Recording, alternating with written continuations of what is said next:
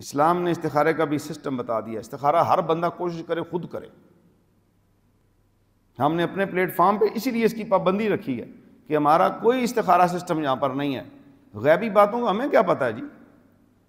حضور صلی اللہ علیہ وسلم کی مسنون دعا ہے استخارہ کی. نفل پڑھو، وہ دعا پڑھو اور استخارہ کرو.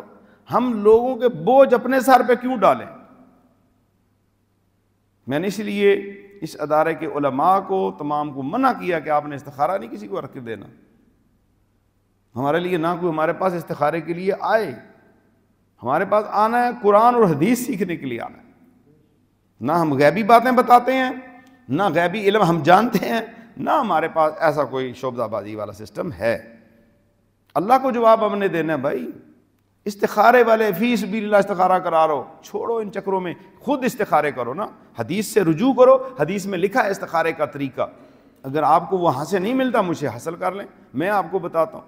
مجھ سے لازمی استخارہ کرانا ہے. لہذا دم درود بھی ہم نہیں کرتے. دم درود بھی ہمارے اس پلیٹ فارم پہ نہیں ہے. اگر کچھ سمجھتا ہے کہ میں مرکز محمدی روحانی قافلہ پہ جا کے دم کرا لوں، درود کرا لوں، کوئی غیبی چیزیں پوچھ لوں، یا میں وہاں سے کچھ اس طرح کی معاملات لے کے آؤں گا، بالکل یہاں پہ وہ چیز نہیں ملے گی. ہاں یہ ہو سکتا ہے کہ ہم دعا اجتماعی کرتے ہیں، نہ جانے کس کی آمین پہ، کس کی دعا پہ میری بھی بن جائے اور آپ کی بھی بات بن جائے. وہ تو سننے والا ہے نا، وہ تو امیر غریب کی سنتا ہے، عالم کی بھی سنتا ہے، غیر عالم کی بھی وہ سنتا ہے. تو دعاؤں کو مانگیں، دعائیں مانگیں اللہ کی بارگاہ میں. اتنی بڑی دعا ہے ربنا آتنا فی الدنیا حسنۃ وفی الآخرۃ حسنۃ وقنا عذاب النار. قوم بھولی ہوئی ہے اس کو.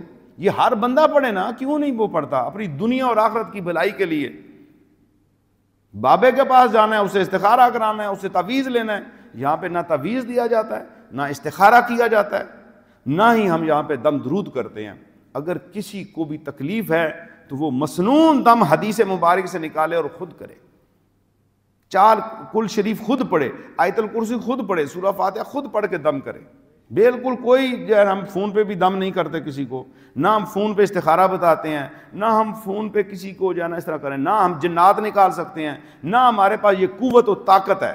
ہمارے پاس ایک ہی بات ہے خطبہ حجۃ الوداع کے اوپر کہ میری امت کا یہ کام ہے، جو مجھ سے سیکھا ہے یا میرے احکامات ہیں قرآن و سنت کے، یہ جہاں جہاں تک اس کی ہمت اور طاقت ہے یہ پہنچائے.